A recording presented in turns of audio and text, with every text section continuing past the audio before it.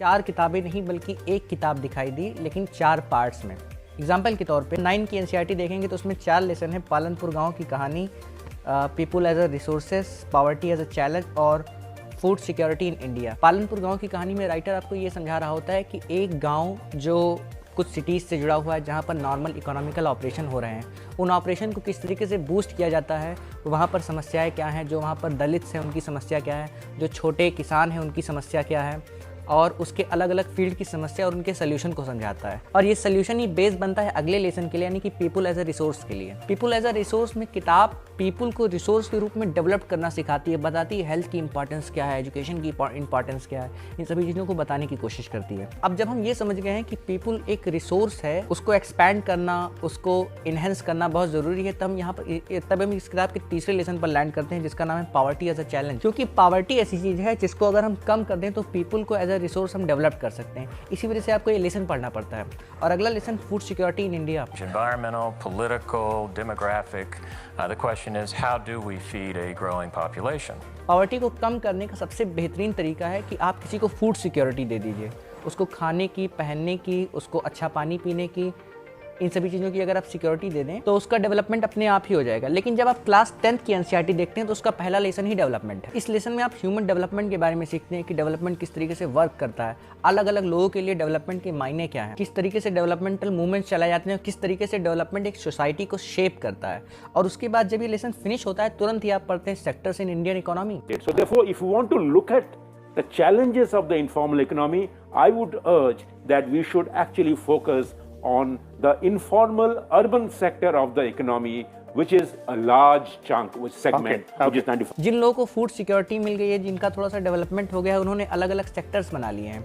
कोई primary sector में काम कर रहा है, कोई सेकेंडरी सेक्टर में, कोई टर्सारी सेक्टर में काम कर रहा है। ये सेक्टर इंडियन इकोनॉमी में किस तरीके से डिवाइड है और किस तरीके से वर्क करते हैं, किस तरीके से इंटरलिंक है, आप इस लेसन में ये समझते हैं। अगला लेसन है मनी एंड क्रेडिट। इस लेसन में आप मनी की इंपॉर्टेंस समझते हैं और किस तरीके से हमारा जो बैंक सिस्टम है डीपली कैसे क्रेडिट से जुड़ा हुआ है, आप इस बात को समझते हैं। पूरे बैंक सिस्टम को समझते हैं और उसने किस तरीके से इकोनॉमी को बूस्ट किया है और डेवलपमेंट में कितनी बड़ी हिस्सेदारी है, आप ये समझते हैं। इसी लेसन में आप एसएचजी के बारे में, यानी कि सेल्फ हेल्प ग्रुप के बारे में समझते हैं कि उनका क्या रोल है, कोऑपरेटिव्स के बारे में समझते हैं। मनी हो गया है, सेक्टर समझ गए, डेवलपमेंट समझ गए, लेकिन अब आपको ग्लोबलाइजेशन समझना है। ग्लोबलाइजेशन कुछ नहीं है, बस किस तरीके से मनी मार्केट और प्रोडक्शन किस तरीके से एक बड़े स्केल पर, इंटरनेशनल स्केल पर काम करता है, इसी को ग्लोबलाइजेशन कहते हैं। हम जब क्लास 10th की इकोनॉमी पढ़ते हैं तो हम ये पाते हैं कि उसमें उसके लेसन ज़्यादातर प्रोडक्शन के ऊपर बेस्ड है। मनी जो कि प्रोडक्शन को इन्हेंस करता है, सेक्टर जो कि प्रोडक्शन को बढ़ाता है, ग्लोबलाइजेशन जो प्रोडक्शन और मार्केट को किसी और लेवल पर ही लेकर चला जाता है।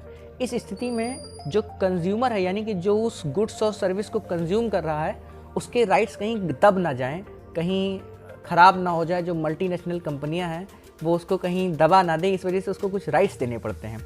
लेकिन उस राइट्स को देने से भी ज़्यादा इंपॉर्टेंट है उन राइट्स को समझना। इसी वजह से क्लास 10th का लास्ट लेसन है कंज्यूमर राइट।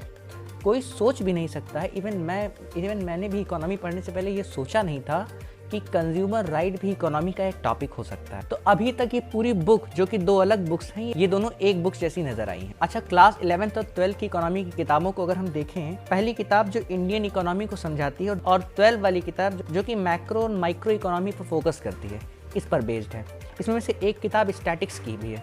लेकिन अभी तक इस पूरे कोर्स स्ट्रक्चर में ये देख पा रहे हैं, जो MIT वाला कोर्स स्ट्रक्चर था जिसमें डाटा साइंस पढ़ाया जा रहा था, इकोनॉमी के साथ मैथमेटिक्स पढ़ाई जा रही थी, उसका यहाँ पर बहुत भयानक अभाव है। हमें शुरुआती 2 लेसन में economy as a art subject पढ़ाया जा रहा है, ना कि एज अ टेक्निकल सब्जेक्ट पढ़ाया जा रहा है। ये यहाँ की बहुत ज़बरदस्त कमी है। अगर मैं इन चारों किताबों को पढ़ूंगा तो मेरा इकोनॉमी का सिर्फ आर्ट वाला पोर्शन ही डेवलप्ड होगा, ना कि इकोनॉमी का जो टेक्निकल पोर्शन है, इकोनॉमी का जो एप्लीकेशन है, जो सच में मार्केट में उपयोग है, मैं उससे बहुत ज़्यादा पीछे छूट जा रहा हूँ। क्लास 12 की बाकी 2 किताबों का एनालिसिस मैं अगले वीडियो में करूँगा। उसके बाद मैं एक एक करके कोशिश करूँगा कि मैं इकोनॉमी की एक पूरी सीरीज़ बनाऊँ। Thanks for watching my video अगर अच्छा लगा हो तो आपको मेरी बुक क्लब सीरीज़ पसंद आएगी, आप यहाँ जाकर चेकआउट कर सकते हैं। और अगर आपको नोट्स बनाना सीखना है और आप ये जानना चाहते हैं कि अच्छी नोट्स किस तरीके से प्रिपेयर की जाती है, तो आप मेरी इस सीरीज़ को चेकआउट कर सकते हैं। Thanks for watching my video.